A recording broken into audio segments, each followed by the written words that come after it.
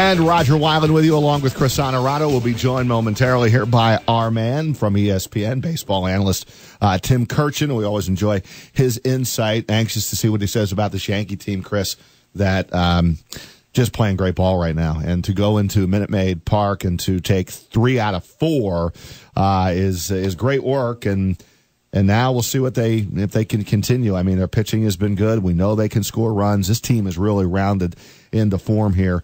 Tim Kurkjian joins us here on Big Board Sports, 104.5 The Team, ESPN Radio, as always on the Friday segment, sponsored by the National Baseball Hall of Fame and Museum in Cooperstown. Good morning to you, Timmy. How are you? Well, Roger, how you doing? Everything's good, man. Everything is good. Watched this whole Yankee game yesterday, and they do find different ways to win. I would say 21-year-old Gleyber Torres has been awfully impressive since he joined the team on April the 22nd. Yeah, and he got the really big hit yesterday. This was the only question for me, Roger, entering the season was, what are they doing at third base? What are they doing at second base? What's the plan short and long term?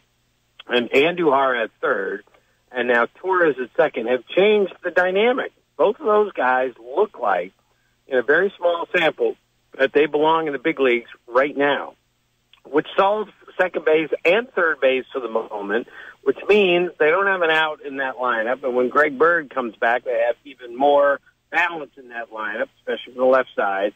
And I'm not sure there's a good way to pitch to this team once they're completely healthy, because second and third base are taken care of, and Torres looks a lot like the guy we were told he was going to look like when he got here. Yeah, and Tanaka was pretty good until they got to the 7th inning yesterday as well. They are going to have to figure out what to do with with that 5th start. Now, I know Herman is going to work his way in there right now, but I wonder, Tim, I know yesterday Sheffield, who was dominant at the AA level, has been promoted to AAA, and that's probably for a reason, right?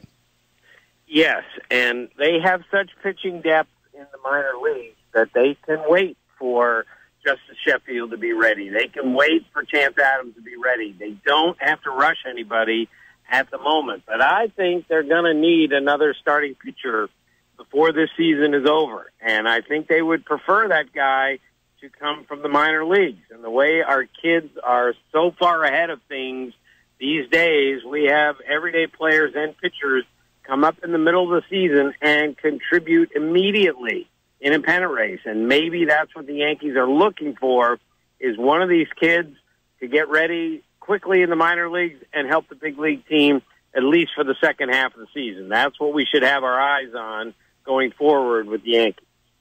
Tim, you were right. Everybody like me who was overreacting at the Yankee start was wrong. They're now only a game out of first place. And you said, look, this team is going to figure out. They're going to go to the playoffs. They're just that talented. And with Boston's loss to the Rangers yesterday, the Yanks move within 1 game of first place in the AL East. David Price, Tim, I thought started the season really well. Now he's lost 3 straight starts. And he's got his highest career ERA at Arlington as opposed to any other ballpark. Is there concern in Boston about what David Price might be this season?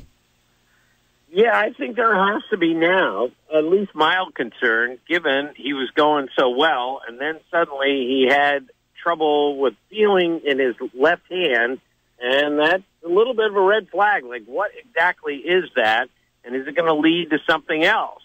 I really sense from him this spring that whatever issues he had last year were behind him, but those were mental issues and physical at the end. I thought he was healthy and ready to roll, and his first few starts were great. Last few have not been, so I think you need to keep a close eye on him, because they're not going to win this division unless he's really good. That's how good the Yankees are. Where do you stand with the Boston Red Sox right now? Well, I still like them a lot. They're going to the playoffs also. It's just a question who's going to win the division. Just look at the offense that they throw out there on a daily basis, the way J.D. Martinez is swinging, and, of course, the way that Mookie Betts is swinging. This is absurd how hot he's been. And their everyday lineup is so much better than it was at most points last year. Their bullpen's been a little shaky for me lately. And again, the price thing, but they're an elite team in the American League. they're going to the playoffs again. It just comes down to who's going to win that division, them or the Yankees. What do you make of David Price? Loses his third straight start. Yeah, Red Sox got beat by Texas yesterday, 11-5, and Price again 3 straight losses. The ERA in 9 starts for Price at Arlington is 7.42. Yeah, they may be in the market, depending, for a starting pitcher as the summer goes along, and this is why you can react any way you like at this point of the season. But teams that are in the business of winning, Yankees, the Red Sox, and a bunch of others now, they're constantly looking for ways to upgrade. And if Dave Dombrowski, one of the great wheelers and dealers that we've seen, is unhappy in any way with that rotation, he's going to make a move. Now, there are a whole lot of starting pitchers that are available right now, very few difference makers, but the Red Sox are not going to sit around and just make the playoffs and get knocked out in the first round again. They're going to be very active if they don't get what they need. And Timmy, the Mets get beat 11-0. So offensively, they're struggling big time. But Jason Vargas again hit hard. He was hit hard in his comeback on Saturday. Hit hard again yesterday, and then Matt Harvey comes in and he gives up 5 runs in the 7th inning. I'm not sure what how many more opportunities they'll give Vargas. Well, he's really struggled, obviously, and this is just another reminder that when you sign late like that and you miss spring training, as much as we say spring training is too long, you really don't need that long, and I totally agree, but pitchers, for the most part, could really use a good 6 weeks of spring training, and Vargas simply didn't get that. So let's give him a chance. Remember, he wasn't a very good pitcher the second half of last year, and he's off to a slow start this year. I don't think they expected him to be great, but he's going to have to be better than this in what is now a very interesting division. The Braves are pretty darn good at the moment and really fun to watch. The Phillies are way better than they were last year, and the Nationals finally have caught fire, and they're not even close to being healthy. Tim, because we're in a good mood here this morning, we're going to go a segment where we include the Mets and not talk about Matt Harvey. I would love to get your perspective on Ichiro. Obviously, he is moving to a front office role with the Mariners. They're not calling it a retirement. Suggestions that he may even come back and play next year. But as somebody who's been around Ichiro, has covered him, and spoken to plenty of high-level baseball people about him, can you give us some perspective on the career he's had here in America?